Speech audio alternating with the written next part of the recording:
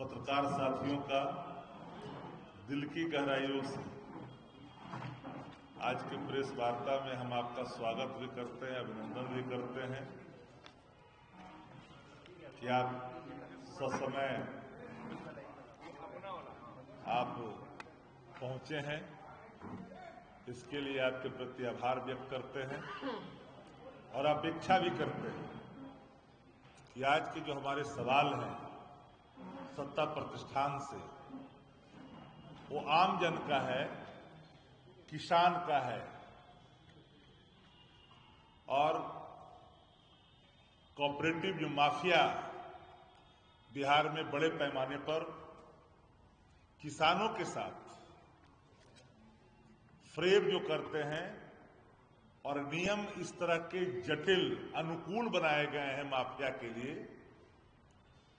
उस संदर्भ में हम आप सरकार को ध्यान आकृष्ट करना चाहेंगे। कुछ दिन कबल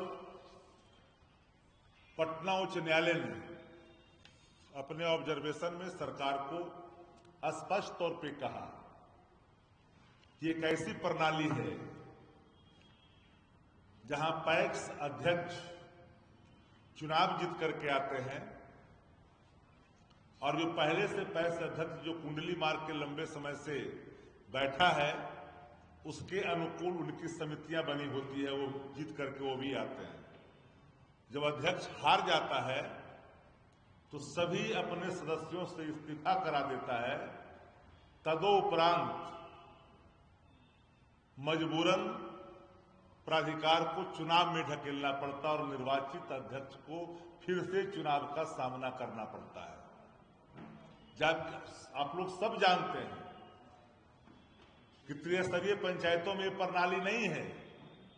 वहां अगर वार्ड के सदस्य, वहां भी वार्ड विकास समिति है, वहां अगर वार्ड इस्तीफा देते हैं तो मुखिया का चुनाव नहीं होता।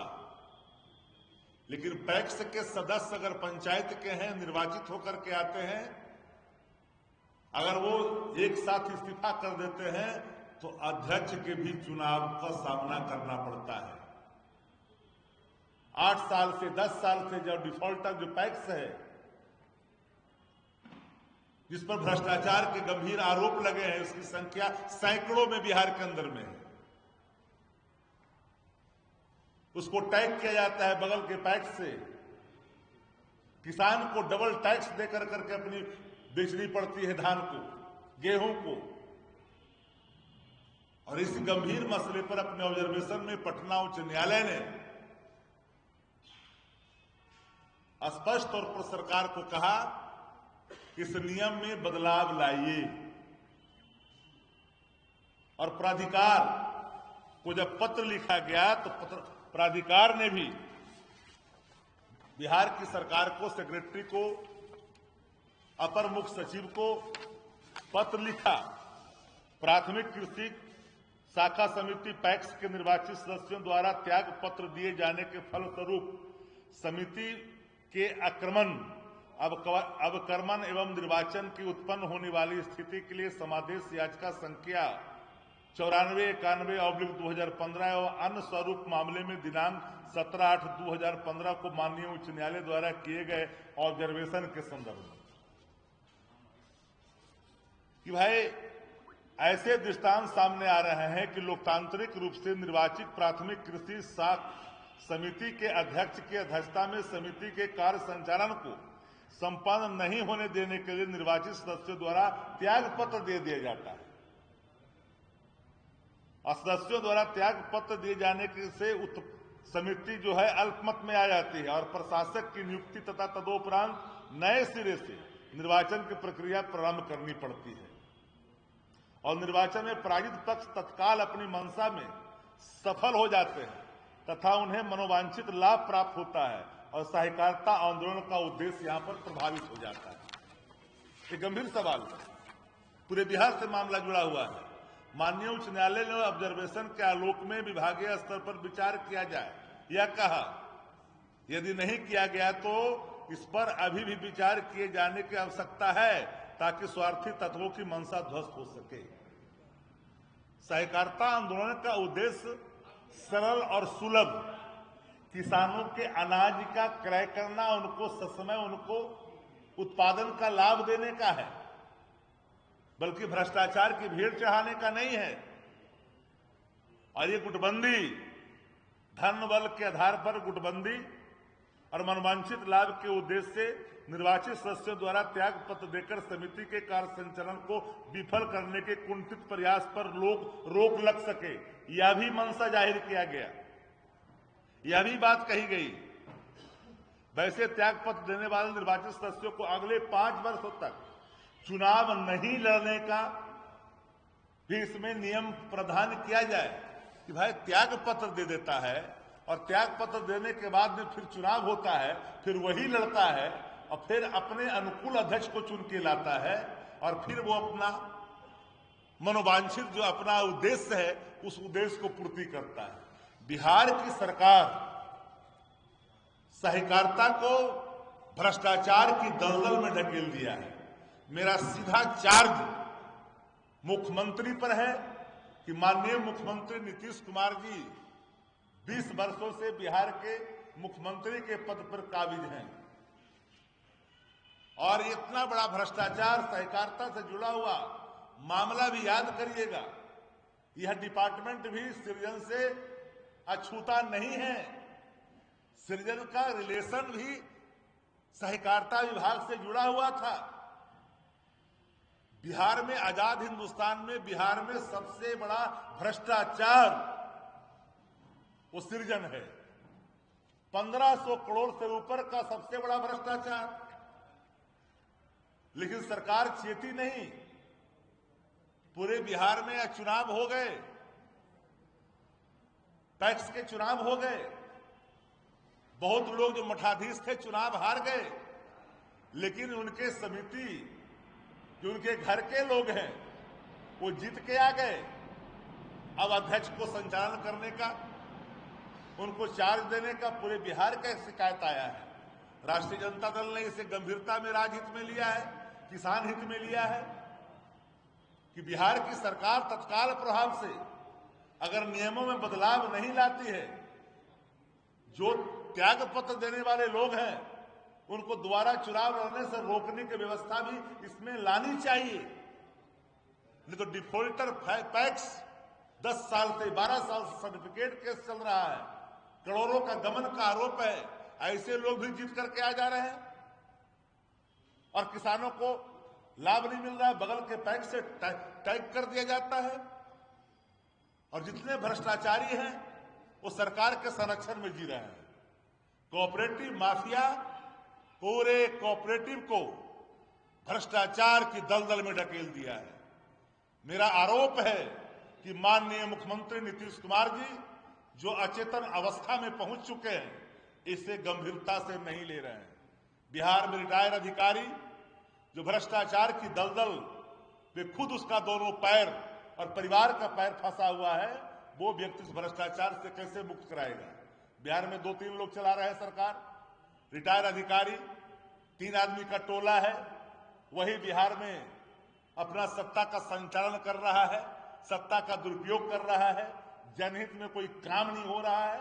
और पैक्सों के चुनाव के परिणाम के स्वरूप जो उत्पन्न हालात है पूरे बिहार में, मानो एक नया विस्फोटक स्थिति उत्पन्न होने वाली है। प्राधिकार जो है जो चुनाव को संचालित कराता है, इलेक्शन कंडक्ट कराता है, प्राधिकार ने भी अपने पत्र के माध्यम से सरकार को पत्र लिखा कि सहकारिता आंदोलन का उद्देश्य समाप्त हो रहा है, भ्रष्टाचारी लोग अपने मन मुताबिक चीजों को लागू कर रहे हैं। तो जो पैक्स अध्यक्ष अगर चुनाव जीत गया, समिति इस्तीफा कर रहा है, फिर उनको चुनाव का सामना करना पड़ेगा। ये कैसी कार्य प्रणाली है, ये कैसा नियम है। इस नियम में बदलाव नहीं करोगे तो लगातार भ्रष्टाचार होता रहेगा। और इस भ्रष्टाचार में कोई और लोग नहीं है, सत्ता प्रतिष्ठान से जुड़े हुए लोग हैं जिनका संरक्षण बिहार की सरकार उन भ्रष्टाचारियों को कर रहा है। नालंदा जिला में 35 पैक्स ऐसे हैं जहां हम, इसलिए जिले का नाम बताता हूं, जिला वाई जिला में आपको बताता हूं। नालंदा जिला जहां के मुख्यमंत्री हैं, कहते हैं कि नालंदा जिला से 35 पैक्स ऐसे हैं जहां पर अनुकूल अध्यक्ष पुराने जीत करके नहीं आए, वहां पर प्रशासक की नियुक्ति करके पुनः चुनाव कराने की नौबत आन पड़ी। अभी चुनाव के नतीजे आए हैं, आज भी हालात वही हैं, जस के तस हैं। 25 वर्षों से 30 वर्षों से व्यक्ति जो कुंडली मार करके बैठा हुआ है, सर्टिफिकेट केस हो रहा है, डिफॉल्टर है, करोड़ों का गमन का आरोप है। ऐसे पैक्स अध्यक्षों को, ऐसे समितियों को संरक्षित करने के लिए यह कानून में बदलाव नहीं की जा रही है। इसलिए मेरा मांग है कि अगर सरकार सही मायने में किसान हित में संवेदनशील है तो एक सप्ताह के अंदर बिहार की सरकार और बिहार के मुखिया जो मानो ही भ्रमण पर कहीं निकले हैं, पता चला है कि उत्तर बिहार के किसी कोना पर गए हैं व्याघ्र परियोजना को देखने के लिए, तो कम से कम उनका दृष्टि इस पे पड़े। और सत्ता प्रतिष्ठान से जुड़े लोग, जो भाजपा तो भ्रष्टाचार की वो गंगोत्री है जहां भ्रष्टाचार के सारे कपड़े धोए जाते हैं उसी वॉशिंग मशीन में। देश में जितने भ्रष्टाचारी हैं, भारतीय जनता पार्टी के सरोवर में स्नान करने के बाद पवित्रता का वो बोध उनके अंदर आ जाता है, मानो कि इससे निष्कलंकित कोई व्यक्ति इस देश के अंदर में नहीं है। ये विभाग भी भारतीय जनता पार्टी के कोटे में है, इसलिए भ्रष्टाचार मुक्त हो ऐसी उम्मीद नहीं की जा सकती। बाबत भी प्रतिपक्ष होने के नाते मेरा सीधा चार्ज भी है और डिमांड भी है कि अगर सरकार गंभीर है तो नियमों में बदलाव करे, प्राधिकार के द्वारा दिए गए पत्र को गंभीरता से ले, पटना उच्च न्यायालय के ऑब्जर्वेशन को गंभीरता से ले और इस पर एक नया व्यवस्था बहाल हो। इसी बाबत आप लोग को हमने कष्ट दिया था, लेकिन साथियों ने हमसे पूछा, वन नेशन वन इलेक्शन पर, एक राष्ट्र एक चुनाव। एक राष्ट्र एक चुनाव पहले से भी होता रहा है। आजादी के बाद इस देश में कई टर्मों तक एक देश एक चुनाव, वन नेशन वन इलेक्शन, कल भारत सरकार के कैबिनेट में इसकी मंजूरी दी गई। प्रतिक्रियाएं हर तरफ से आने लगी। आप पत्रकार साथी, मैं जानना चाहता हूं आप लोगों से, आपके मन में भी सवाल हो गए। 4 राज्यों के चुनाव हो गए, एक राष्ट्र एक चुनाव के तहत चुनाव कराओगे, शेष जो कालावधि बचे हुए रहेंगे उनके कार्यकाल, क्या वो विधानसभा को भंग करके राष्ट्रपति शासन लगा दोगे? फिर वहां चुनाव एक साथ कराओगे? मान लिया जाए थोड़ी देर के लिए कि आप चुनाव आपने करा लिया एक बार आपने भंग करके, क्या गारंटी है कि फिर एक देश एक चुनाव के बाद कोलिनेशन की सरकार नहीं बनेगी? बीच में फिर सरकारें अपनी दम नहीं तोड़ देगी? उन परिस्थितियों में एक देश एक चुनाव का क्या होगा समस्या का हल? ऐसा भी नहीं हो सकता है कि 3 वर्षों में कोई सरकार गिर गई तो 2 वर्ष के लिए चुनाव होंगे, तो फिर हमारा जो उद्देश्य है लोकतंत्र का वही वहां पर मरता हुआ दिखाई पड़ेगा। वोट मताधिकार का प्रयोग आम चुनाव में 5 वर्षों के लिए होता है। तो एक वन नेशन वन इलेक्शन, एक देश एक चुनाव के जो ड्राफ्ट आए हैं, जो बिल प्रोड्यूस होगा, हम लोग की मांग है कि जेपीसी को जानी चाहिए और जेपीसी को जाने के बाद उसमें सबकी राय होनी चाहिए। हम इसके खिलाफत या समर्थन का बात नहीं है, हम उन संभावनाओं पर, उन बातों पर जोर देकर करके हम ये कह रहे हैं, न विरोध की बात है न समर्थन का बात है कि आखिर होगा कैसे, ये ड्राफ्ट की प्रारूप क्या है, कैसे कर पाओगे? इन सारे सवालों पर मनन भी होगा, मंथन भी होगा, विचार भी होगा। तो राष्ट्रीय जनता दल का मानना है कि ये सवाल पॉलिटिकल स्टंट नहीं होनी चाहिए। वन नेशन वन इलेक्शन करवाना चाहते हो तो वन नेशन वन टैरिफ क्यों नहीं? समान शिक्षा क्यों नहीं? ऐसा क्यों? फिर अलग अलग क्यों? ये सवाल भी सामने है। जो सरकार को तत्परता के साथ जिन चीजों को गंभीरता से शिक्षा के हित में लेनी चाहिए, आम आदमी के हित में लेनी चाहिए, उस पर चर्चा करने के बजाय एक पॉलिटिकल माइलेज के लिए कहीं मंदिर का लेंगे, कहीं बंगाल में जाके मंदिर बनावेंगे, कहीं यहाँ बनाएंगे, कभी वहां बनाएंगे। अरे आम आदमी की बात करो, पलायन की बात करो, किसान की बात करो, किसान प्रोटेस्ट कर रहे हैं, उन समस्याओं की बात करो। अपन समस्याओं से मुंह चुराते हो, नौकरियों से मुंह चुराते हो, बेरोजगारी पर बात नहीं करते हो। हंगर इंडेक्स में देश कहां खड़ा है, राज्य कहां खड़ा है, इस पे आप बात नहीं करते हो। पर कैपिटा इनकम की स्थिति क्या है देश के अंदर में, इस पे बात नहीं करते हो। राज्यों का राज्य जो पिछड़ा हुआ है वो कैसे विकसित राज्यों में आएगा, इसकी बात नहीं करते हो। बात करते हो मंदिर की। अरे मंदिर को तो आप आस्था का केंद्र है, उसको वही रहने दो। हर धर्मों के जो धर्म स्थल है उनके आस्था के केंद्र है, वो राजनीति का कारण मत बनाओ, राजनीति के एजेंडे में मत लाओ। इस देश में कौन सा ऐसा राज्य है जहां सनातन धर्मावलंबी जिस गांव में, जिस टोल में बात करते हैं, वहां मंदिर नहीं है, वहां देवी स्थान नहीं है, कुल देवी नहीं है, वहां पुजारी की आवश्यकता है। लेकिन भारतीय जनता पार्टी को सनातन से कोई मतलब नहीं। सनातन कर्तव्य, सनातन आचरण, सनातन अगर शाश्वत है, अगर ऐसा मत है तो सनातन कर्तव्य है और सनातन आचरण भी है। जो भारतीय जनता पार्टी के पास न आचरण है न कर्तव्य है, वो उन्माद को बढ़ावा देना चाहती है, नफरत की राजनीति करना चाहती है। और कोई सवाल?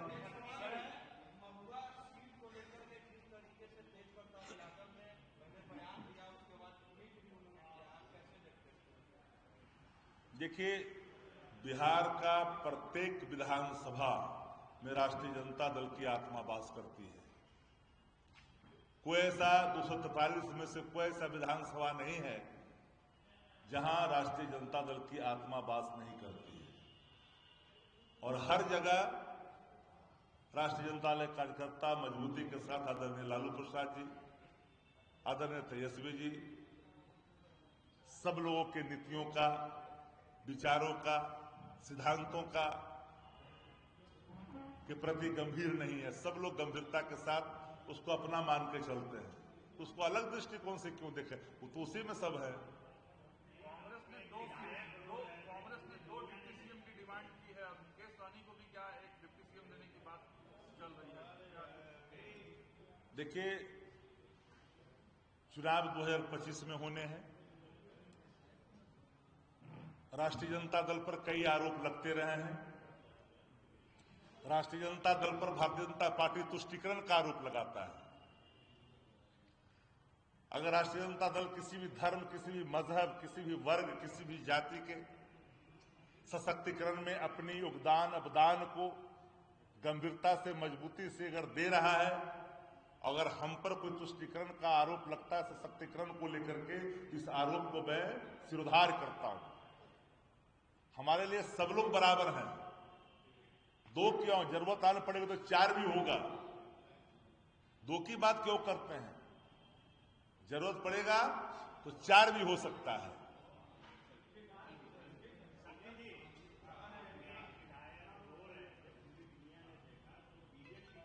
नहीं, उन्होंने स्पष्ट कर दिया है। उनके पिता के संदर्भ में सवाल पूछे जाने के बाद जिनके पिता अपने इस धरातल को छोड़ दिए हैं अल्प समय में ही, तो स्वाभाविक तौर पर वो दृश्य उनके सामने आया था, तो रुआसे भरे स्वर उनके आ गए थे। उससे इस संबंध में कोई लेना देना नहीं है। नीतीश कुमार जी आदरणीय हैं, हम लोग भी आदर करते हैं, माननीय नेता भी आदर करते हैं, पर वो अचेतन अवस्था को प्राप्त कर लिए हैं। एक बयान पर जिस तरह से जनता दल यू और भारतीय जनता पार्टी ने मानो कि आपाधापी का माहौल बना हुआ है। बिहार के एक डिप्टी सीएम ने बिहार के मुख्यमंत्री को रद्दी माल कहा था। जिन लोगों को याद न हो कृपया याद करें। महिला सशक्तिकरण और भारतीय जनता पार्टी और जनता दल यू, एनडीए और महिला सशक्तिकरण दोनों में काफी विरोधाभास है। लड़की के गले में झोला पहनाना महिला सशक्तिकरण नहीं होता। कटोरिया के माननीय विधायिका को शब्द से घायल कर देना महिला सशक्तिकरण का प्रतीक नहीं होता। महिला खिलाड़ियों के साथ अभद्र व्यवहार हो, उत्पीड़न हो, ये महिला सम्मान है। माफ करना, दैवत प्राप्त मर्यादा में रहने वाली स्त्रियों को बिंदी लगाने के लिए, सिंदूर लगाने के लिए कह देना, ये महिला सम्मान का प्रतीक नहीं है। सेंटर होम महिला सम्मान का प्रतीक नहीं हो सकता। माफ करिएगा, कालांतर में अगर आपने देखा होगा, नहीं देखा होगा तो मैं आपको स्मरण करा दूं, कुछ टीसें माननीय मुख्यमंत्री जी को लगातार जीने नहीं देता था। वो टीस क्या थी उनकी, अब वो टीस क्या है जरा सुन लीजिए।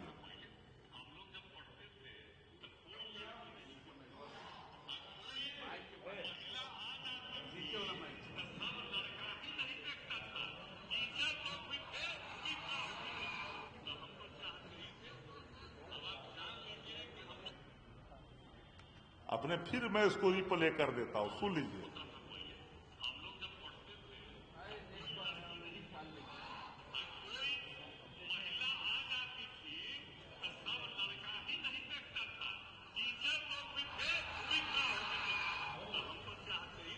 तो सुंदर और अच्छे ख्याल माननीय मुख्यमंत्री जी का जो रहे हैं वो सबको पता है।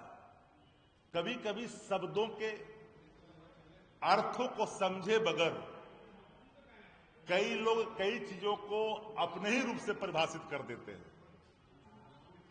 अचेतन अवस्था में पड़े हुए नायक को अगर जनसमूह की आकर्षण की आवश्यकता है,